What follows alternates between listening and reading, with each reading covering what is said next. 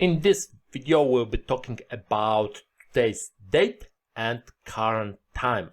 So we will be using today function and also now function. And today function returns only current date, today's date, but now function also returns time.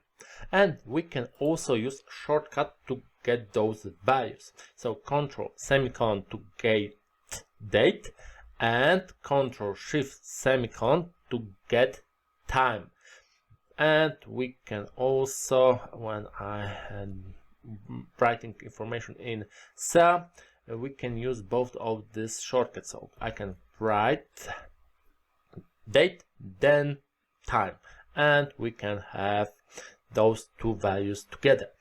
But each time I change something in those cells, in the worksheet cells, the now function were recalculated.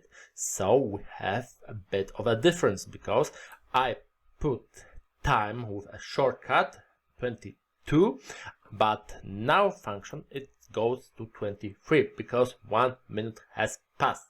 And when I will open this workbook tomorrow, also date will be changed.